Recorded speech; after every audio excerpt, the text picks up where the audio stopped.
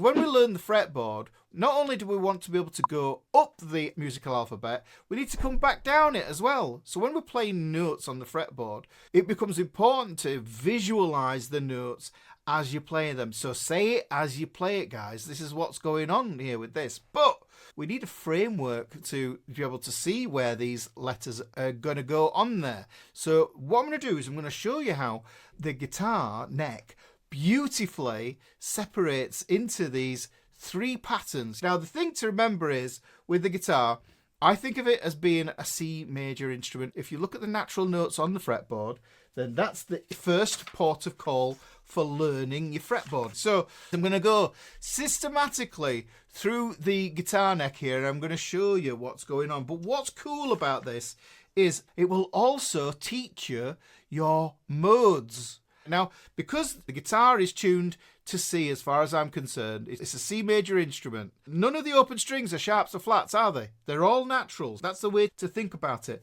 But we can transpose this whole idea. So if I take this here and I go up my musical alphabet, I go E, F, G, A, B, C. Starting on the musical alphabet here again. So we've got E, F, G. We've got to the end of the musical alphabet. We're going to go A, B, C. We've got to look for the D, which is up at the open string here. D, E, F. So you can see that's the musical alphabet that we'd had before. Just there. Yeah, A, B, C, D, E, F, G. That's what we're looking at. So A, B, C, D, E, F, G. Going to the G there. And then we get the A there. Now, I'm not going to add this B here because I'm saving that. I've already got a B up here, so I don't want to double up on this.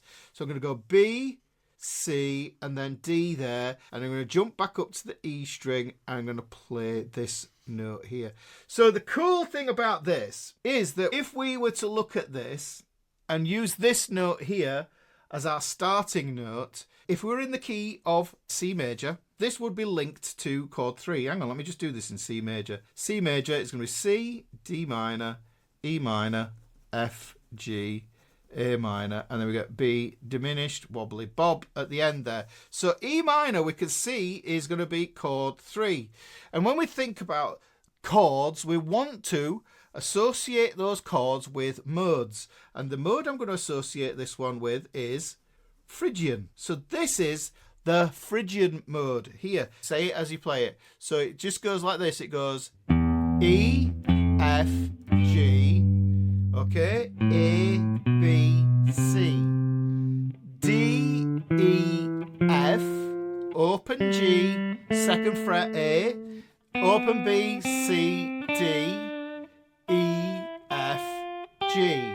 So E, F, G, A, B, C, D, E, F, G, A, starting the musical alphabet again, B on that open B string, C, D, E, F, G.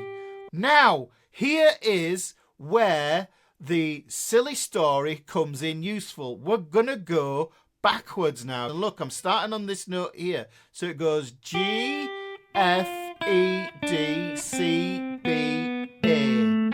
Hang on, what was that? G, F, E, D, G fed, C, B, A. G, F, E. Look at this. E, D, C, B, A, G, F, E. So now what I can do is I can recall those notes. Instead of getting lost, it's always harder finding the notes descending. But the reason we need to understand those notes descending is because the majority of melodies have descending patterns. So you need to be able to master this way of descending through the notes as well. So what did I say about this being Phrygian as well? So look, I said it was E minor. There's the parent chord for that. So if I start on that E there, that would be my root, that would be my flat 2nd, that would be my flat 3rd, that would be my 4th, that would be my 5th, flat 6th, flat 7, root. Yeah, so I can hear, there's the chord, okay?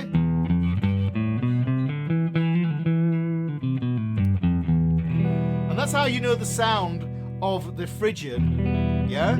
Is because that, there guys, that's the Spanish E minor. That's what I think of it as.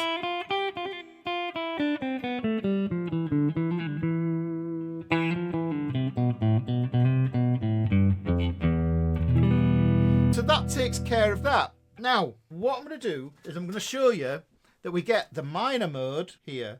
I think of this as being Phrygian. Think of this as zone 1. There's 3 zones, okay? So we've got zone 1. So we're going to think of this as Phrygian. But I don't have to think of this as just being Phrygian.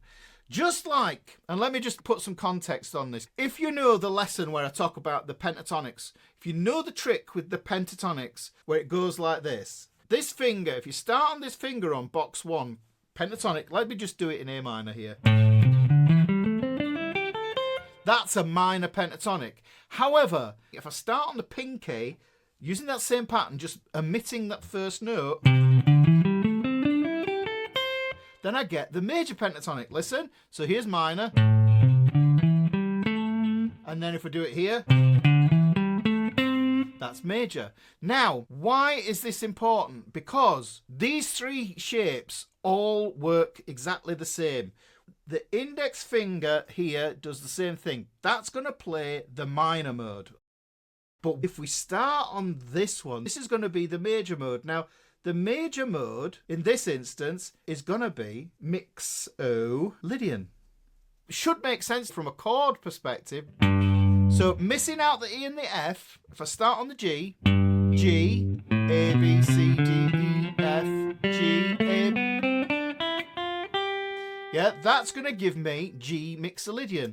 And that should make sense because if I look at this here in the key, G, this is chord 5, which is Mixolydian. So we're going to put that there. And you can see that that Mixolydian is going to be a G. Chord 5 is the one we notoriously play as a 7th chord. So what I can do is I'm going to play it as a 7th chord. There's a G7 chord there, guys. I could play it as a G major. And this would still work. This is going to be G Mixolydian.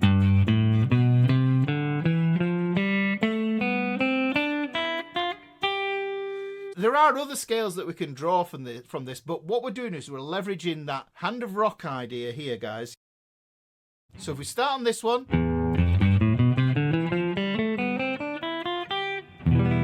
Phrygian, there's the Phrygian, but if I start on the G,